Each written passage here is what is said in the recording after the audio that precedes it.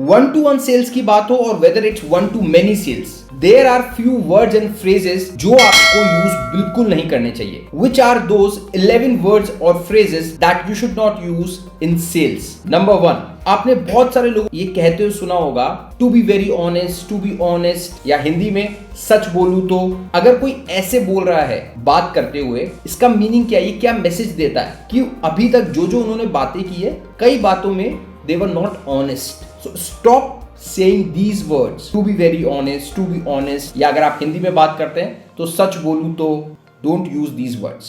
Phrase number 2 that you should not use in sales, sorry for bothering you. कई बार आपने देखा होगा कई सेल्स पर्सन आपको ऐसे अप्रोच करते हैं, सॉरी मैं आपको बॉदर कर रहा हूँ, या फिर आपको कॉल आता है sorry for bothering you, but मैं आपको बताना चाहता था now there is one very beautiful offer, good offer in our company. अगर आप स्टार्टिंग में you are saying these words, sorry for bothering you, आपने क्या किया, कैन यू अंडरस्टैंड दिस?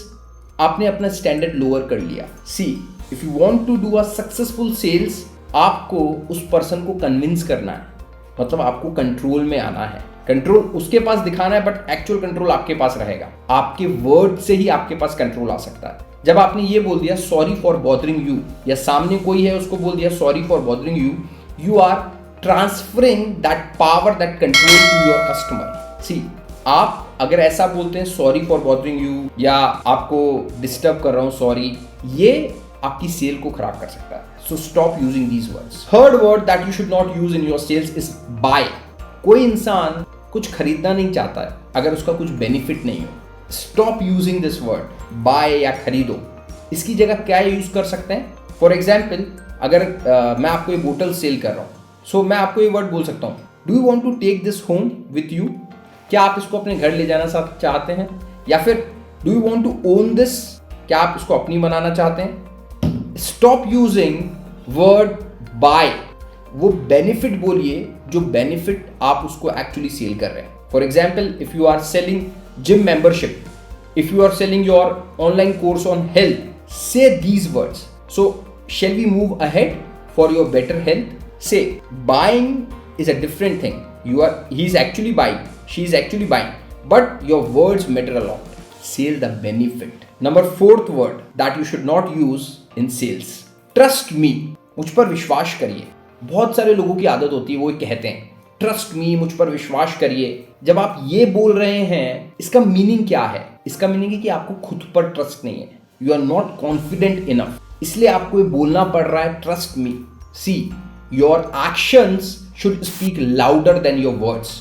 अगर आप सही प्रोडक्ट सेल कर रहे हैं तो आपको कहीं भी ये करने की जरूरत नहीं है मैनिपुलेट करने की, या ऐसा कुछ करने की कि आप उस इंसान को किसी तरह बोतल में उतारो. जो एक नॉर्मल वर्ड बोलते हैं लोग, बोतल, इस इंसान को बोतल में उतारो और थोड़ा मैनिपुलेट करो. अगर आपका प्रोडक्ट अच्छा है, आपको दुनिया में किसी को मैनिपुलेट करने की जरूरत नहीं है, किसी को बोतल में उतारने की जरूरत नहीं है. Don't use this word trust me, मुझ पर विश्वास करो. Next word that you should not use in sales, saying you frankly, saying you openly. इसका मीनिंग क्या है? मैं आपसे साफ बोल रहा हूं. अगर आप ऐसे बोल रहे हैं सेल्स में, मैं आपसे साफ बोलता हूं एक बार, या मैं आपसे साफ बोल रहा हूं. Saying you openly, saying you frankly, इसका मीनिंग क्या है? अभी तक जो भी आपने बात की, you are not open, you are not frank. So stop using these words.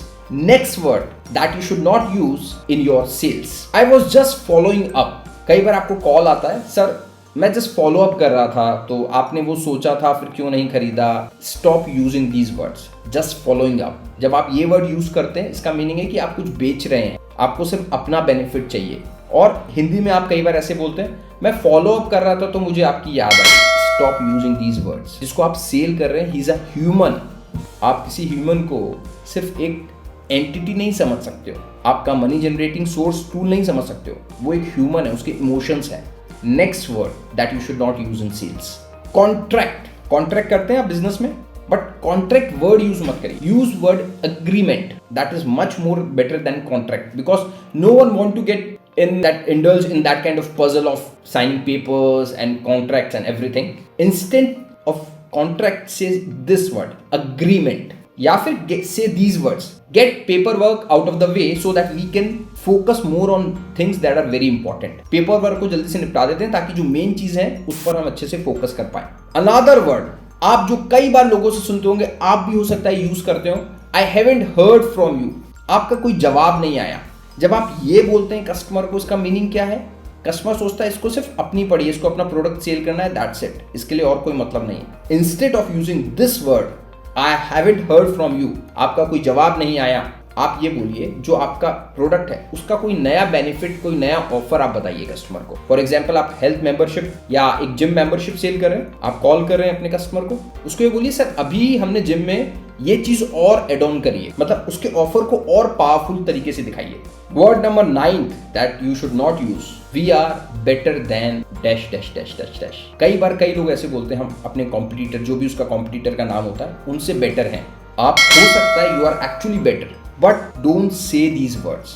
First reason, जब आप बोलते हैं we are better than XYZ, customer के दिमाग में क्या आता है? Let me compare, let me see, let me check. First reason. Second reason, आप जब किसी से खुद को कंपेयर करते हैं, मतलब आप उसको अपने आसपास रखते हैं। राइट नाउ मुझे लगता है आपने अभी in this situation of life you haven't compared yourself with Gautam Adani, with Jeff Bezos, with Elon Musk. क्यों कंपेयर नहीं किया? वो लोग आपसे बहुत ऊपर हैं। लोग उनसे ही अपने आप का कंपैरिजन करते हैं जो उनके आसपास होते हैं। कस्टमर ये बोलता है कि आपका कंपटीटर ये कर रहा है या वो कर रहा है, then say sir I don't consider them as my competitor, क्योंकि मेरा काम बहुत ज्यादा ऊपर लेवल पर है, बहुत अलग है अपने कंपटीटर से। बट आगे होके कभी ये मत बोलिए we are better than this. Then word number 10 that you should not use in your sales pitch, individual. Yes, individual ये वर्ड आपको यूज नहीं करना है। I know you are a busy individual, मुझे पता है आप एक बिजी आदमी हैं। आप क्या अपने घर पे लोगों से ऐसे बात करते हैं या अपने फ्रेंड से ऐसे बात करते हैं? Be very natural and casual.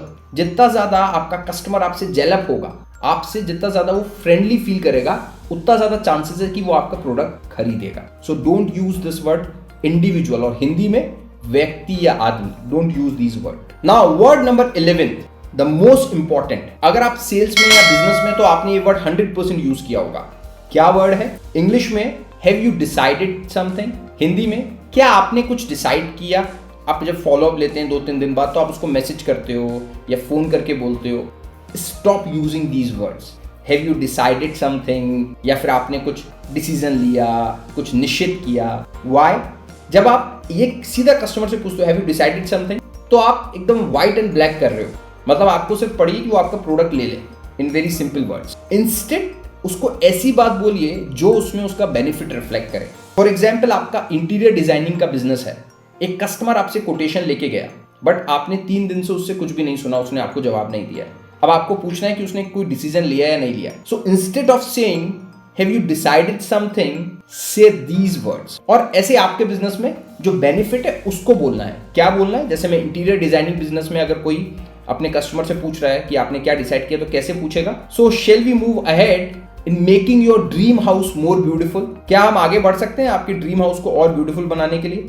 आप जब किसी को ये बोलेंगे तो सोचिए उसके दिमाग में आप उसके सबकॉन्शियस माइंड को हिट कर रहे हैं कि ये मेरे हाउस को, मेरे ड्रीम हाउस को और ब्यूटीफुल बनाना चाहते हैं। Your word matter a lot. So these were the 11 words that you should not use in your sales pitch. Thank you.